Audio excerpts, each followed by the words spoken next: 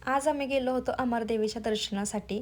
नवरात्र सुरू होण्याआधीच ठरवलं होतं, की एकविरा देवीला जायचं, चौराई देवीला जायचं. पण अहोंच्या ऑफिसमुळे कुठंच जाणं पॉसिबल झालं नाही. प्लस त्यामध्ये पडणारा हा पाऊस.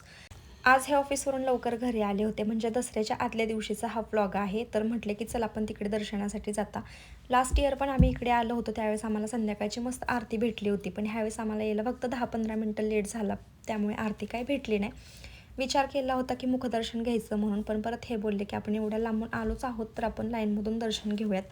परत लाईनमध्ये गेलो, छानसं दर्शन घेतलं आणि बाहेर येताना धनुषला आवडणारा प्रसाद घेतला. कारण मंदिरामध्ये जाण्याच्या आधी त्याचं चाललं होतं की मला हे खायचं आहे म्हणून. त्याच्यासाठी मी पण जास्त घेतलं आणि मग त्याला खायला दिलं.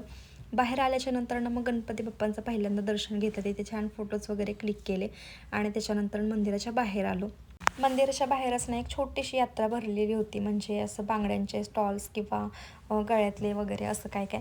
मला काय घ्यायचं नव्हतं, पण अहोंची इच्छा होती की तुझ्यासाठी बांगड्या बघ म्हणून. आणि ह्या निळ्या कलरची साडी माझ्याकडे आहे, तर त्यांचं म्हणणं होतं की त्याच्यावरती मॅचिंग होऊन जातील म्हणून. पण ह्या माझ्या हाताला काय बसत नव्हत्या आणि त्या काकांना मी सांगत होते की ह्या माझ्या हाताच्या भेटतील का म्हणून. पण त्यांना मी काय बोलते ना हे समजतच नव्हतं. मी अक्षरशः बांगड्या खाली ठेवल्या आणि पुढे निघून आले.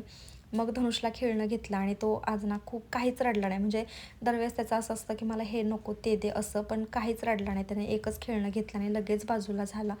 मग येता येता आम्ही छानसा प्रसादसुद्धा घेतला आणि आज घट उठले ना, त्याच्यासाठी मी सकाळीच पुरणपोळी बनवली होती. घरी आल्यानंतर मस्त सगळं गरम पुरणपोळी बनवली, आमटी वगैरे गरम केली आणि मस्त असं जेवण करायला घेतलं. असा होता माझा आजचा दिवस. व्हिडिओ जर तुम्हाला आवडला असेल तर नक्की लाईक करा. आपण भेटूयात उद्याच्या व्हिडिओमध्ये. तोपर्यंत बाय.